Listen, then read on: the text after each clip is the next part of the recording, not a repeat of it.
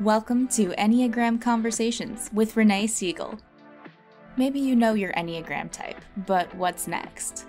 Renee uses the Enneagram in conjunction with self-awareness practices to help people better understand the patterns of their type, including patterns of thinking, emotions, and behaviors. This show is highly interactive. Listen or call in to find out how to identify your type, and for those who do know their type, what can you do next to open yourself up to a greater capacity for personal transformation? We all have great strengths, sitting alongside areas that we need to strengthen. It starts with noticing your patterns. You'll begin to discern whether you need to step in and take action or just sit back and observe. Learn how to dance between observation and participation and watch yourself transform. Enneagram Conversations starts now.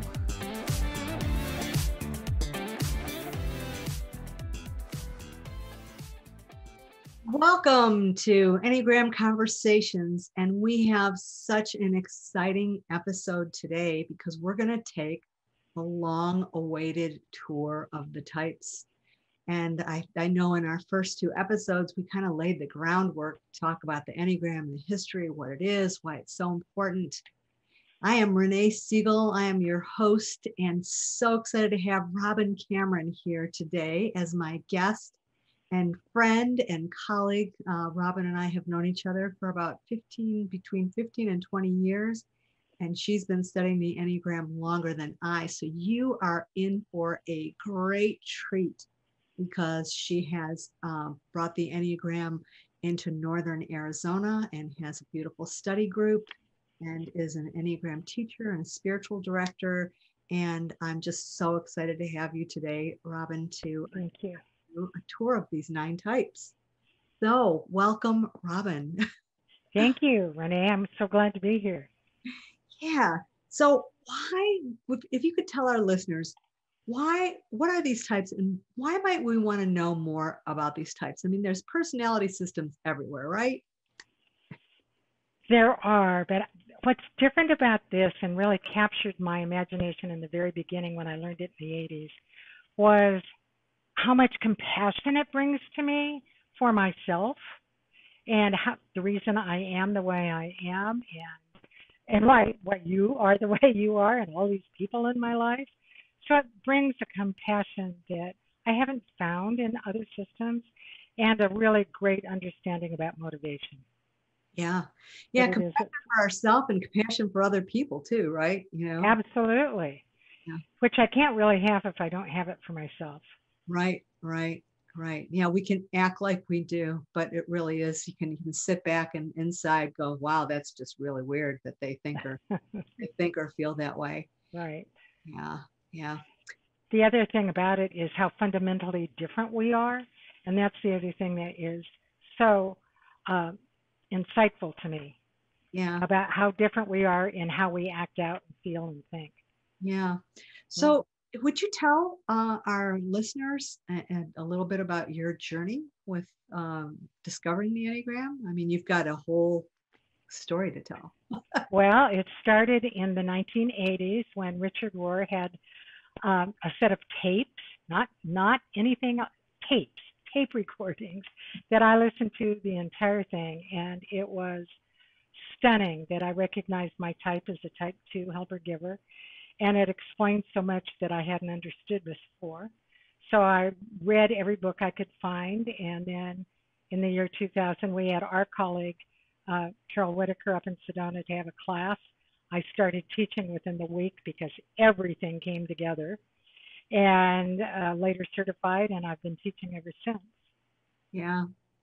You know what's so interesting? I think that when people have an introduction to the Enneagram, they either have their interest piqued and they slowly have this love affair that kind of develops, or it's an odd word and you kind of back away from it until you rediscover it at some time in the future. And then it's like, right. I remember that. But there's nothing that's kind of like in between. That seems true. I mean, it just captured me from the beginning because it really helped me understand myself and how how um, how fundamentally these different centers are of the three centers, head, heart, and body. Mhm. And it just gave me so much understanding. It was like, let's go. Yeah. So what were you using it for? Have you been using it for spiritual direction for all that time? I have been using it in spiritual direction all that time. And then, of course, in teaching and coaching and with the Arizona Enneagram Association, I Mhm. have. Yeah. And so the history of the Enneagram kind of came through that spiritual direction kind of platform and has kind of just spread out into psychology and business and coaching and things like that. All of which is important to me, but I wouldn't be in it, I don't think, if it didn't have that strong spiritual dimension. It Mhm. shows up in every faith tradition, which to me is key, how universal it is. Mhm. Yeah. So as we begin to take a tour of the types, one of the things that we're going to do is we're going to separate the conversation into three distinct conversations because we're going to build on what we did last episode in terms of looking at the centers. Right. And for those of you who did not hear our previous episode, there are three triads of three in terms of breaking down the types in the Enneagram. There are many ways of discussing triads within the study of the Enneagram, but for the sake of this conversation, we're going to be talking about the triads of the body types, the heart types, and the head types. Three sets of three because there are 9 Enneagram types. And as we dive into each one of those types within the triad, so in our next segment after break, we'll go and talk about the body types, and then we'll talk about the heart types after in the third segment. And the fourth segment, we'll talk about the head types. We're going to go over specific types of information. I mean, we could talk about each one of the types if we were given the opportunity for an entire day. Right. But we're going to give you a brief description of the type and something that separates the Enneagram from other personality systems. We're going to talk about the motivation for why somebody does what they do, which is different than just what they do. We're going to go behind the scenes. We're going to go undercover and investigate why it is that people do what they do and feel what they feel and think what they think. So these motivations, so we're talking about a brief description of each of the type and the type motivation. We're going to talk about the center that it sits in, this body center or heart center or head center. We're going to talk about some wings and arrows. When you look at that Enneagram diagram, what those wings and arrows might mean. We'll talk about levels of development or range of health within type, because certainly as we work on ourselves, we might know that it's our type, but when we read about the type, it looks a little odd or different because it doesn't exactly describe maybe all the work that we've put into our self-development and personal growth. So we'll look at that. We'll look at the worldview, which in today's day and age is crucial because we have 9 worldviews. And it's so helpful to understand that my worldview differs from somebody else's. And we'll look at exemplars or examples of each type, people who identify with that particular type. And so within each one of the types, we're going to talk about each of these things. We'll talk about what types are even part of that particular center. And that's how we'll move through. Is there anything, Robin, that you want to tell our listeners about, like thinking about this or listening to types as they prepare for your explanation of each of these types?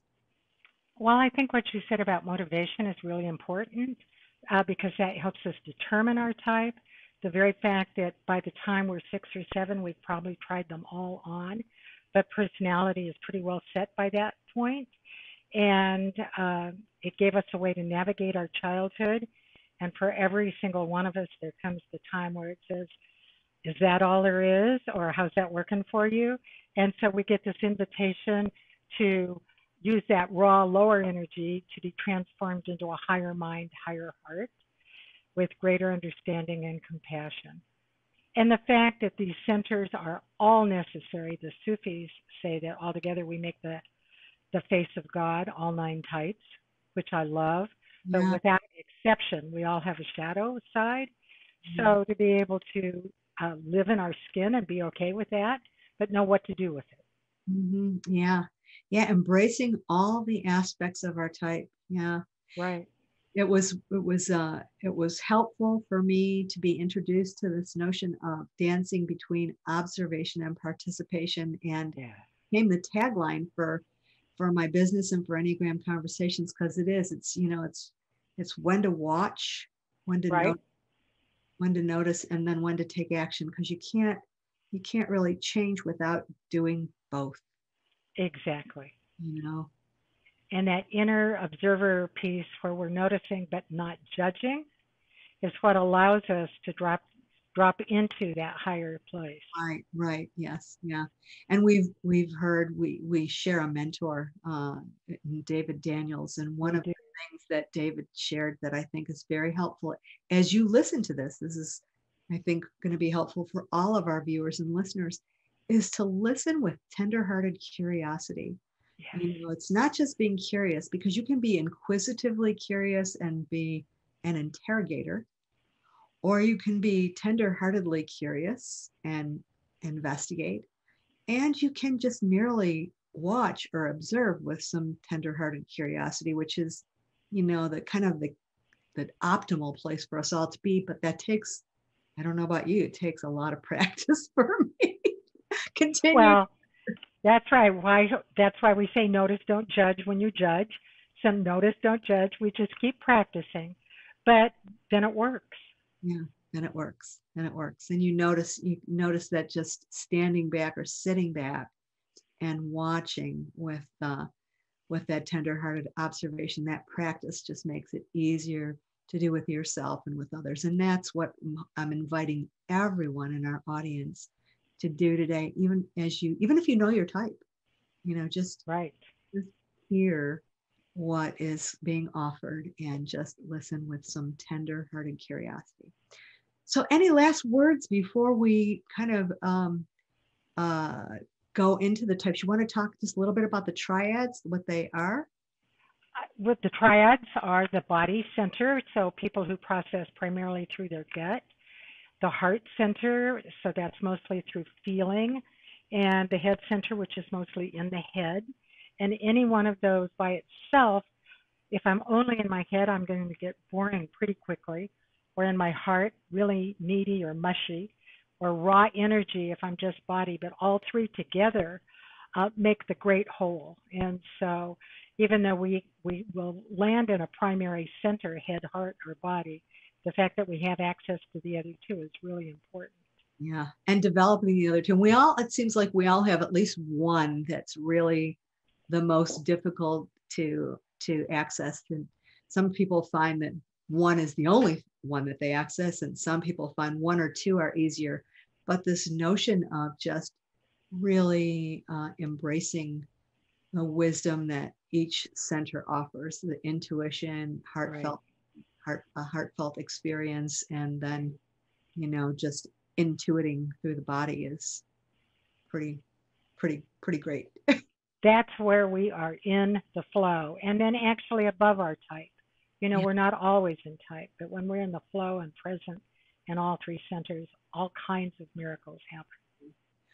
Well, thank you. We're going to go to break. I am Renee Siegel. I'm so grateful that you have joined us for Enneagram Conversations here today with my guest, Robin Cameron. And when we come back, we are going to take an in-depth exploration into the first three types, our body types, types 8, 9, and 1. If you want to know more about my work, you can find it at yourpurepotential.com. That's the letter U, the letter R, the word purepotential.com. Thank you so much.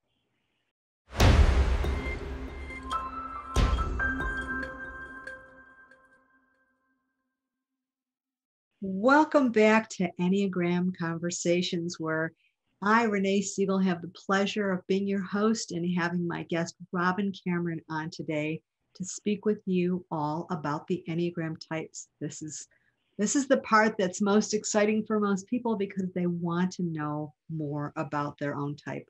After all, we are masters of ourselves, and we're interested in ourselves but sometimes we're blind to ourselves too. And today we're going to begin looking at each of the types by examining or speaking about the body types. So, Robin, thank you for being here with me today. Thank you. And could you talk about what three types sit in this body-centered triad? So the type 8 protector challenger, the mediator 9 or peacemaker, and the perfectionist or reformer 1. So we're going to start with the type 8 protector or challenger. This is a more externalized version of the body center. So someone like an Aaron Brockovich, somebody with big energy, for better or worse, and big energy usually in the service of justice. And they, at their best, they're powerful, self-confident, decisive, can be dominating, willful, and confrontational. But that self-confidence is really important, strong, assertive. These people are protective, they're resourceful, straight talking. Whatever they say, that's what they mean. They are decisive. At times, they can be pretty domineering or feel that way, intimidating. But they're people who, for whatever reason from their childhood, have a need to control their environment. Sometimes that makes them look confrontational or intimidating with that big energy, which is natural to them. They don't know that. The rest of us don't know that's not natural to us, but it is natural to them. So sometimes we experience their anger, and sometimes we experience the fact that they have trouble being vulnerable because the whole thing is not to be harmed. At their very best, they use their strength to improve other people's lives. They might become heroic and magnanimous, inspiring. So that basic fear, again, is of being harmed or controlled by others. It's not that they need to control, but not to be controlled. And their basic desire is to protect themselves so that they are actually feel like they're in control of their own life. We talked about wings, so it's like a color wheel, one on either side. So for the 8, it would be a 7, would be more like a maverick, and that 9 would be more like mama bear or, daddy bear, really protective. So the key motivation for an 8 is the desire to be self-reliant, to prove their strength and resist weakness. They want to be important in their world, to dominate their environment, stay in control of their situation. So when they're more relaxed and self-confident, they have a big heart going to that type 2 energy. And when they're more in action or stress, they stand back going to that type 5 energy and observe. But they have a point in all 3 centers through those 8, 2, and 5. So some examples are Martin Luther King, George Gurdjieff, for people who know him, Barbara Walters. Ann Richards was one of the Texas governors.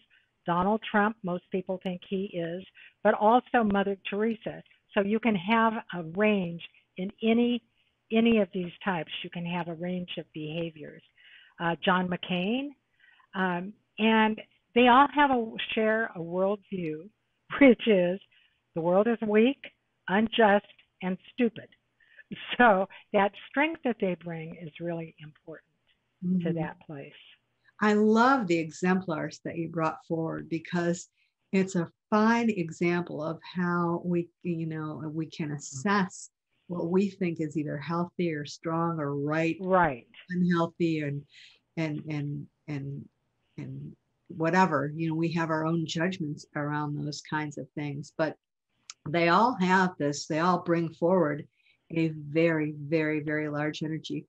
One person told me when I was studying about type 8s that Darth Vader would be type 8 because at one time he carried a lightsaber and then he went to the dark side, and he was a great example of how you can use that really strong energy and even feel the energy before somebody enters the room, either with the lightsaber or the right. There's a great story about Mother Teresa walking through the airport at Heathrow in London, and the place went dead silent, just by her presence walking through. That's Wow. the power she carried. Yeah, that is, yeah, those are such great exemplars. Thank you for that. Let's move on and talk about the 9. Well, so the core type of the body center, which is on that triangle, is the 9 mediator or peacemaker. And so they're easygoing, sometimes self-effacing. For all of the rest is all the way down. It takes a 7 and a 2, an 8 and a 1, a 6 and a 3, a 5 and a 4 to make up the 9. So nobody's better than any other type, but nonetheless, the 9 sits at the top and holds it all. So these people are the most grounded, unconditionally loving people that we know. So receptive, reassuring, agreeable, sometimes complacent, trusting, usually stable, creative, optimistic, supportive, but they go along to get along sometimes to keep the peace, and that's where they fall asleep to themselves. And they want everything to go smoothly, and they're not big on conflict because for whatever reason, when they were little, it felt safer to go under the radar and not be seen. So even a beautiful woman could walk in the room and not be seen if she's a 9. She just can blend in. So they can tend to be complacent, simplify problems, minimize something that's upsetting. So whereas most of us make mountains out of molehills, our 9s are able to make molehills out of mountains. It's okay. My daughter is a 9. It's okay when I know it isn't, but that's the way to deal with it. Sometimes they have a problem with inertia, getting going, procrastinating. They're not usually aware that they're in the anger triad, that it's all about anger, this whole triad, but there is anger that went to sleep. But they can be stubborn. I had a spiritual director who said we're all passive aggressive, but they own the territory. So sometimes, and it's not because they're trying to be difficult, but because something's going on in their gut that they can't deal with it. And so the stubbornness comes out of that. At their best, they're indomitable, all embracing. They include everybody, and they're able to bring people together and heal conflicts. Their basic fear is of loss and separation. Their basic desire is to have inner stability and peace of mind. So an Enneagram 9 with an 8 wing is more like a referee, but a big presence, and with a 1 wing more like the dreamer. So what motivates the 9 is to create harmony in their environment, to avoid conflict and tension, and to preserve things as they are. And they want to resist anything that might upset the boat or upset the cart. So when they are more relaxed, they go to that energy of the 3 performer. And so this would be, for instance, President Obama was a 9, social 9, but who really went to that 3 performer in his presidency. More under stress or action, they'll go to the type 6. That's more stressful. But again, they have all 3, access to all 3 centers, head, heart, and body. Their worldview, again, related to conflict, is that all opinions have equal merit. Mm-hmm. And again, that's a way of going along to get along. So Abraham Lincoln, Joseph Campbell, Walter Cronkite, George Lucas, John Kennedy Jr., Ringo Starr, Whoopi Goldberg, all of these people are type 8s who bring this big energy wherever they go. And people around whom we feel either really safe or not at all safe. Mm-hmm. Yeah. Let's move on to the 1 because I want to make sure we get the 1 in before break. All right. So the 1 perfectionist is the more internalized version and of the body center. And these are people who are rational and very idealistic, principled, purposeful, self-controlled, perfectionistic, conscious, ethical. They have a really strong sense of right and wrong. Teachers, crusaders, advocates for change, really wanting to change things, afraid though of making mistakes. They're well organized, orderly, fastidious. They have very high standards. They're afraid of being corrupt. They want to be good, have integrity, relaxed. They go to that 7. More in action, they go to the 4. And what motivates them is to be right, to improve everything consistent with their ideals. So some examples are Mahatma Gandhi, Hillary Clinton, John Paul II, the Pope, Bernard Shaw, Michael Dukakis, people like this. Very good. And that worldview, again, is the world judges imperfection and rewards only perfect people. Wow. Wow. Yeah. Well, we have covered our body types, and you can see that even though they're all in the body triad and they're dealing with similar kinds of things in terms of somatic experience and intuitive experience, they do that in 3 different ways. I thank you for joining us, our listeners and viewers. I am Renee Siegel, your host. We're going to be going to break. And when we come back, we will cover the heart types, types 2s, 3s, and 4s.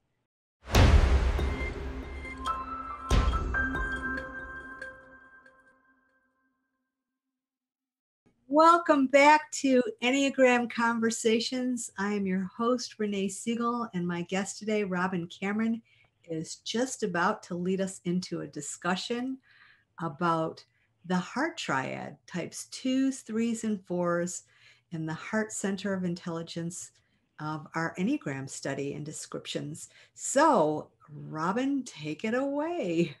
So we start with that more externalized version in the heart center, those people who are out there, the type 2 helper giver. These people are empathetic, sincere, warm-hearted, generous, demonstrative, people pleasers, sometimes can be a little possessive, but they can be self-sacrificing, sometimes though more sentimental and flattering to sort of reel people in. They are well-meaning and driven to be close to other people, but they can sort of make it so that you need me. Both, can I say this, Renee? Both you and I are this type. Typically, we might have trouble with acknowledging our own needs because we're paying so much attention to what you need. But at our best, we are unselfish, altruistic, and have really, truly unconditional love for other people. Our basic fear is of being unwanted, unworthy of being loved. And our basic desire is to feel loved. This all, for all of us, comes out of childhood. If we have a 1 wing, we look more like a servant. And if we're a 3 wing, we're more like the host or the hostess. Can be both at different times. But what motivates us most is this wanting to be loved, to be able to express our feelings to others, for others, to be needed and appreciated. It's important to get others to respond to us and that people believe us for who we are. So when we're more relaxed, we go to that type 4 where we're more creative and we know where we stand in the world. We're safe in our own skin. And when we go into action, we can be really powerful in terms of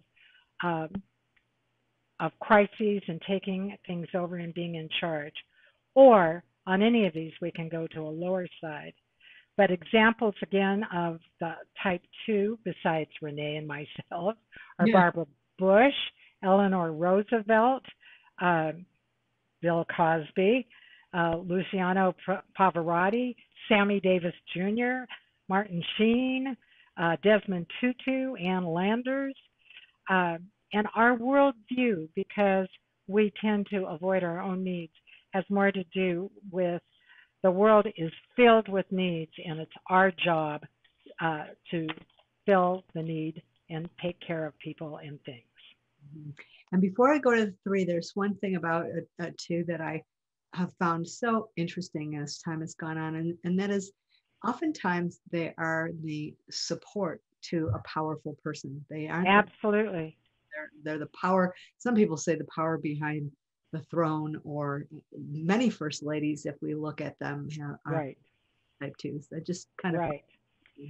That's a great observation, and actually I held a job like that for many years. behind the scenes, right? Exactly. Yeah. So let's move on to our threes. The achiever or performer is our type 3. So again, the core on the triangle.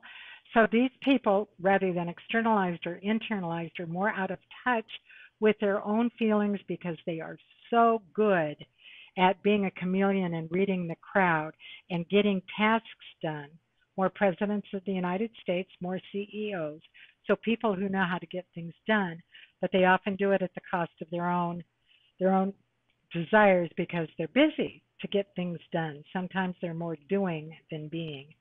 But they are success oriented, pragmatics, adaptable, excelling, driven, image conscious, attractive, self assured, charming, ambitious, confident, competent, energetic, but sometimes stress conscious, highly driven for advancement, uh, sometimes really concerned about image and what other people think.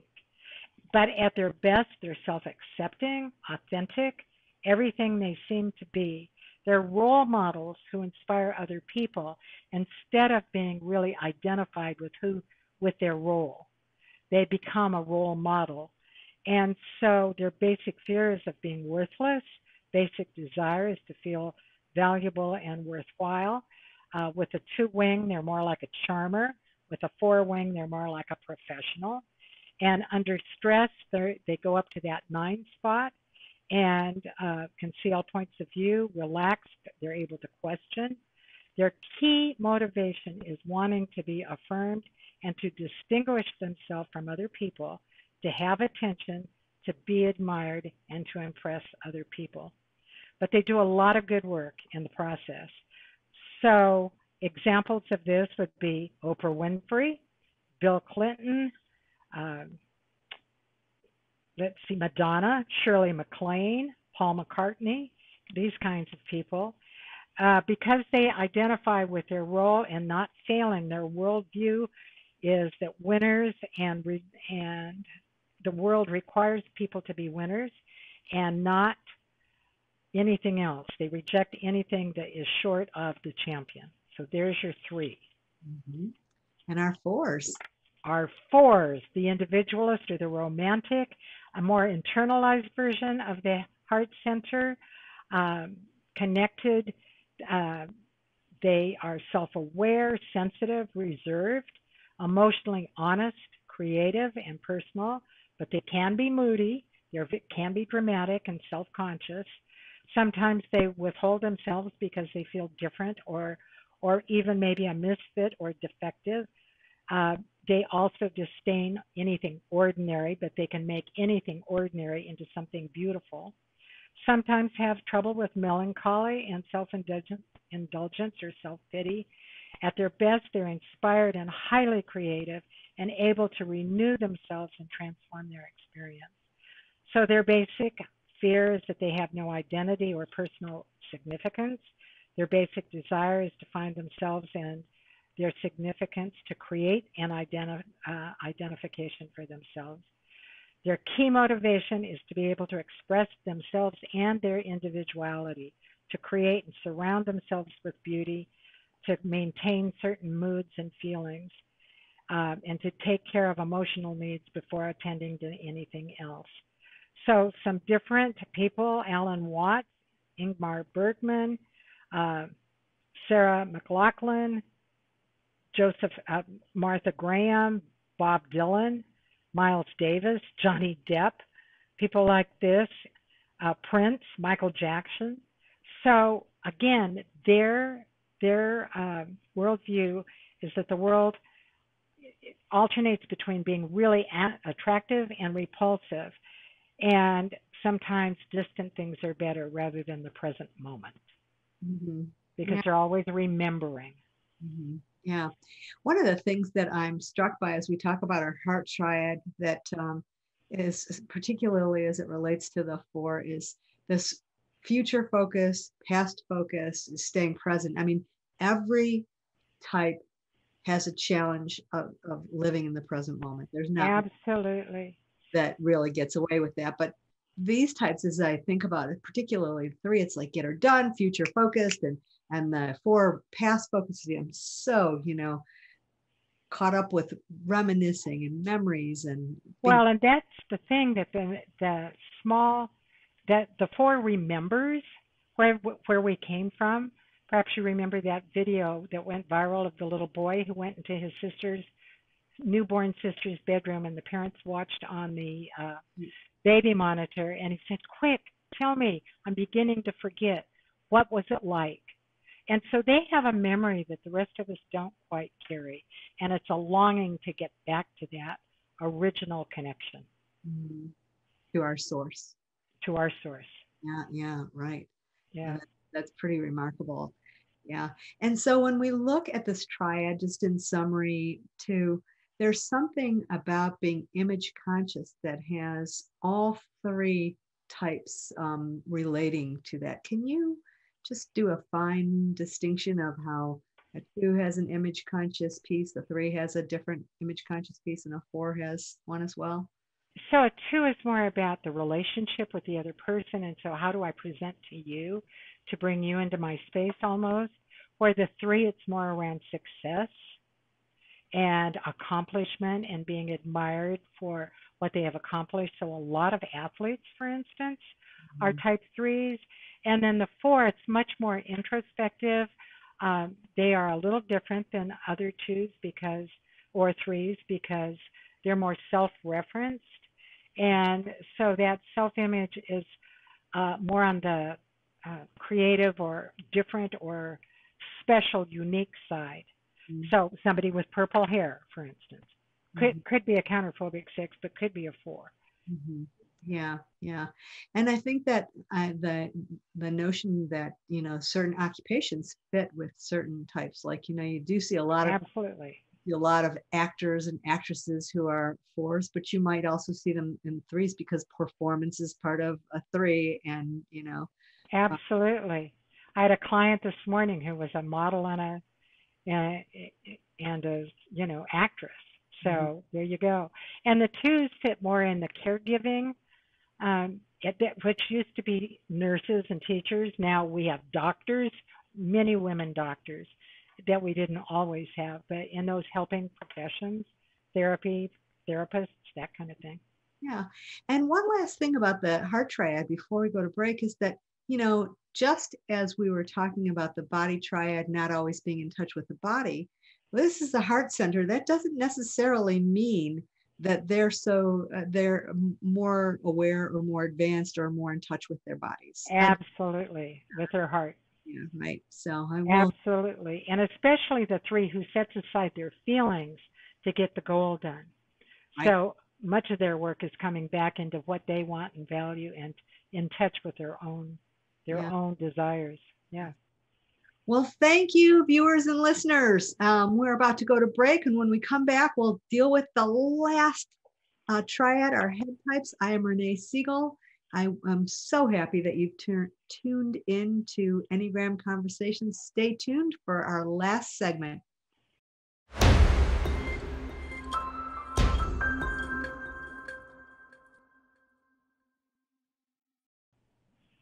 Welcome back to Enneagram Conversations. For our final segment, we get to speak about the head types 5, 6, and 7.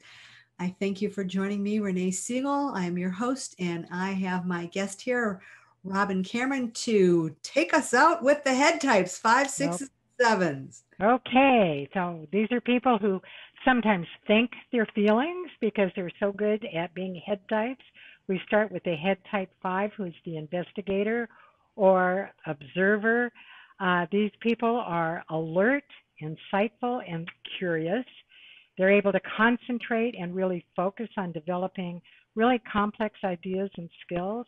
They're independent, innovative, inventive, but they can be preoccupied also with their thoughts and imaginary constructs. And in that place become detached or intense. Sometimes they're eccentric and they isolate because they need to recharge after spending so much energy with people or whatever, but at their best, they're visionary pioneers, often ahead of their time, able to see the world in an entirely new way. So their basic fear is around being useless, helpless, or incapable. Their basic desire is to be capable and competent. And they're motivated by this wanting to possess knowledge, to understand the environment, to have everything figured out as a way of defending themselves from threat of the environment. So when they are more relaxed, they can actually go to that type 8 and have big energy in a crisis. And when they're more in action, they'll go to that type 7 and even get more mentally creative. So some different examples are Albert Einstein, Stephen Hawking, Bill Gates, Georgia O'Keeffe, John Lennon, Lily Tomlin. There's just a whole group, and their worldview comes out of the feeling of emptiness that they get. So their worldview is the world demands too much and it gives too little. So they're always trying to hold on to what they have. Mm-hmm. And so that's your type 5. Mm-hmm. Before we go on, just one quick comment, and that is, these could be seen as pretty eccentric kinds of people. Yes. And they're also very, very sensitive. There's a real level of sensitivity. And that's an important point, Renee, because each of us are a little different physiologically and energetically. And the 5, more than anyone, is hypersensitive to too much noise, too many people. And so when they withdraw, it's not because they're introverts, it's because they need to really physically recharge. Yes, thank you for that. Yeah. So our type 6 is sometimes called a loyalist or a loyal skeptic. Again, they are the core on the Enneagram triangle of the head center. And these people are committed. They are security oriented. They're reliable, hardworking, responsible, trustworthy, good troubleshooters. They can foresee problems and foster cooperation, but they can also become defensive, evasive, and anxious, running on stress. So often cautious and indecisive, but also reactive, can be defiant and rebellious. Problems sometimes with their own self-doubt, where their gift is their own knowing, what they know, if they can connect with that. So at their best, they're internally stable, self-reliant, courageous, championing themselves and others. They are afraid of being without support or guidance. And so that is their basic desire, to have security and support. So that key motivation, again, is security, to feel supported by others, to be certain, to feel reassured, and to test the attitudes of other people towards them so they can fight against anxiety and insecurity. Their worldview is that the world is a threatening place and it's full of danger. So these are folks who can often go to worst case scenario. They might scan, they know all the exits, they know how to be safe. So some of these people, examples are Robert Kennedy, Malcolm X, Princess Diana, George H.W. Bush, Tom Hanks, Bruce Springsteen, Candace Bergen. And so these are people who can sometimes look like 8s, but they're more in their head.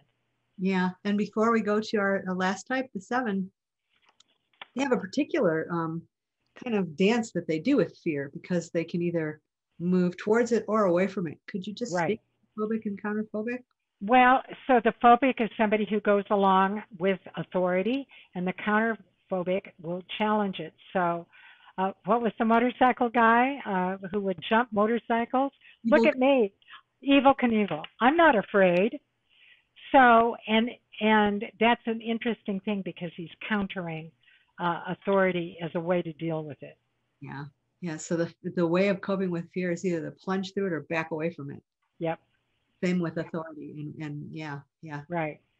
So the 7 is a little bit like that, the 7 enthusiast, or we call epicure in our tradition, but somebody who's an adventurer. So this, again, is a more externalized version of the head center. This is somebody who makes lemonade out of lemons and is extroverted, optimistic, versatile, spontaneous, playful, high-spirited, practical. but they can also be overextended, monkey mind sometimes because they are so sharp mentally, their mind is all around scattered, undisciplined. Their basic fear then is of being deprived, and they're afraid of pain. And so their desire then is to be satisfied and content and to have their needs fulfilled. And again, they've gone into their head to be able to do this. So that key motivation is wanting to maintain their freedom and happiness. They don't want to miss out on anything. Boredom is a deal breaker, and they want to have things that are stimulating, worthwhile, exciting, occupied, and that's their way of avoiding and discharging pain. So when they're relaxed, they go down to that 5 again, which is also mental, but it's more interior. And then in stress, they go up to that 1, perfectionist, where they're really good at detail. So the world view for this type is that the world is filled with opportunities and positive future possibilities. They're all about options. So some examples are John F. Kennedy, Benjamin Franklin, Leonard Bernstein, Elizabeth Taylor, Steven Spielberg, Robin Williams, our new president, Joe Biden. And so there you go. That's the 9 types in a nutshell. Yeah. The 7s have what I remember when I first started my Enneagram study, somebody said you can't have a party without inviting a 7. That's a good idea. Yeah, they are the life of the party. Yeah, they're fun, and they can reframe anything that's potentially negative into something that is going to be positive. Instead of the glass even being half full, the glass is overfilled. Overfilled. I've done quite a bit of work for Hospice of the Valley, and in the very first one, I expected a lot of 2s, but there were an equal number of 7s. And I said, what are you guys doing here? And it was for them a way to deal with mortality, but even better, they brought joy to the dying process. What a beautiful. It was a win-win. Yeah. Yeah. So we have gone through in a whirlwind style all 9 types. Robin and I could talk to you again for a day about each of these types or longer. And you are just amazing. I thank you so much for your synthesizing this information. And I'd love for you to share with our viewers and listeners how they can find you. If somebody wants to know more about you, contact you. And I know you have a giveaway that you want to tell people about as well. So the giveaway is, I guess you'll see it. You have that information out there, but I have a friend who's a dancer, and I had a vision of doing all 9 types in movement, because sometimes people get their type better when they see it visually than all the words we use. And so I happen to live in a beautiful place on Munns Creek in Oak Creek Canyon. And so the dancer is down on that. I have a godson who filmed and did all the music. And in 8 minutes, she shows the high and the low side of each of these types in a dance movement. So you'll have the information for that. And if not, it's just Sedona Enneagram Dance Movements. YouTube will take you straight to it. Great. So, and you can find me online, but Sedona Enneagram at Gmail will get you to me. And, I'd be glad to have contact with anybody. One of the things that I want to toot your horn about is that you have created something that I think is absolutely essential for people who want to take a deeper dive into their Enneagram, and that is having an Enneagram community. You've had a study group that's been running for a long period of time, and the connections and safety to really explore this work is not done by yourself. You have to have a mentor or some sort of community, and you have done a phenomenal job. So to anyone who either wants to be part of a community, wants to know more about how to create a community, Robin is a wonderful, wonderful resource. And I have a short closing message for everyone too. If you want more information about me or my work, I'm Renee Siegel. You can reach me at yourpurepotential.com. That's the letter U, the letter R, purepotential.com. And I just encourage all of you to embrace all aspects of your type, because it's just the Absolutely. beginning of your journey. As soon as you do that, self-compassion can emerge, and it's one of the core ingredients in softening your ego. Follow your breath, claim inner peace, and move forward with grounded presence. Thank you for joining Enneagram Conversations today, and thank you so much, Robin, for joining me. Thank you. Thanks for listening to Enneagram Conversations. Renee is on a mission to guide people towards cultivating inner observation, which assists with self-awareness and expansion. Identify your type, notice your patterns, and learn how to unlock the higher aspects of your Enneagram type. There is limitless potential inside you already, just waiting to be unveiled. Join Renee next time on this journey of self-discovery and create more purpose and power in your life. For more information about Renee and her work, visit youarepurepotential.com. That's the letter U, the letter R, purepotential.com. Until next time, remember, you are pure potential.